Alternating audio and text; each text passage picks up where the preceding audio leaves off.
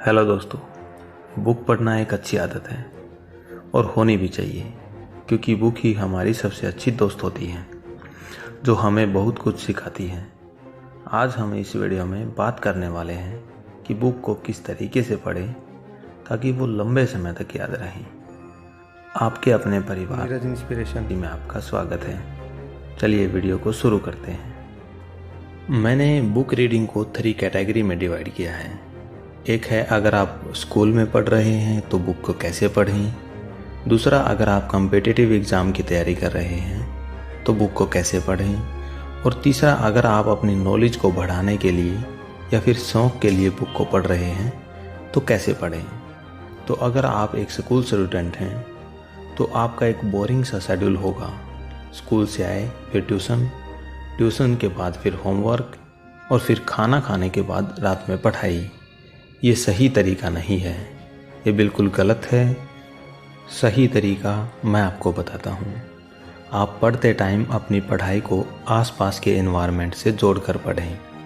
Experimental या फिर practical तरीके से पढ़ें। 1-2 घंटा अच्छे से पढ़ने के बाद खेलने के लिए भी टाइम निकालें, या फिर जिस भी एक्टिविटी में आपका इंटरेस्ट है वो कर सकते हैं, like as painting, gaming, photography etcetera, ताकि आपके माइंड की क्रिएटिविटी बनी रहे।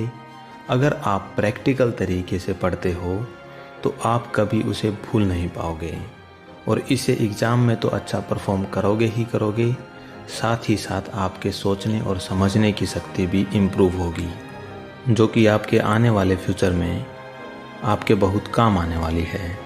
नेक्स्ट बात करते हैं, अगर आप कॉम्पिटिटिव एग्ज़ाम की तैयारी कर रहे हैं तो आप बुक्स को कैसे पढ़ें। तो आप जिस भी एग्ज़ाम की तैयारी कर रहे हैं उसके सिलेबस को अच्छे से रीड करें और उसी एग्ज़ाम्स के प्रीवियस ईयर पेपर का एनालिसिस ज़रूर करें, ताकि आपको एक आइडिया हो जाए कि एग्ज़ाम में किस तरह के क्वेश्चन आने वाले हैं।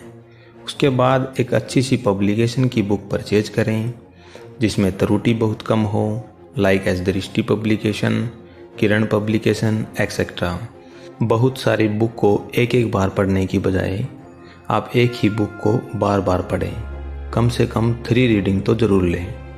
फर्स्ट रीडिंग में आप एंजॉय से पढ़ें, जैसे कि आप कोई न्यूज़पेपर पढ़ते हैं। सेकंड रीडिंग में आप कंटेंट के साथ फैमिलियर होकर पढ़ें ताकि आपको कॉन्सेप्ट समझ आए।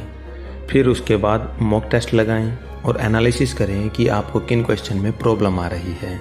अपने डाउट को दूर करने के लिए आप ऑनलाइन प्लेटफॉर्म या फिर किसी टीचर की भी मदद ले सकते हैं, या फिर तीसरी बार एक डीप रीडिंग कर सकते हैं। हो सके तो कंटेंट को लिख कर या बोल कर पढ़ें। जो भी टॉपिक आपके एग्ज़ाम के पॉइंट ऑफ व्यू से इम्पोर्टेंट लगता है उसके नोट्स बना सकते हैं। इससे आपको लास्ट टाइम में रिवाइज करने में मदद मिलेगी और आप एग्ज़ाम में अच्छा स्कोर कर पाएंगे। और लास्ट टाइम में बात कर लेते हैं कि आप अपनी नॉलेज को इंक्रीज करने के लिए या फिर शौक़ के लिए जो बुक्स पढ़ते हैं उनको कैसे पढ़ें। आप दिल खोल कर पढ़िए। जब भी आप किसी बुक को पढ़ रहे हैं उसे इमेजिनेशन के साथ पढ़िए। जैसे कि मान लेते हैं कि आप एक बायोग्राफी पढ़ रहे हैं। जिस पर्सन की भी आप बायोग्राफी पढ़ रहे हैं उसके साथ अपने आप को रिलेट करें, उनकी जर्नी को अपनी जर्नी मानकर पढ़ें।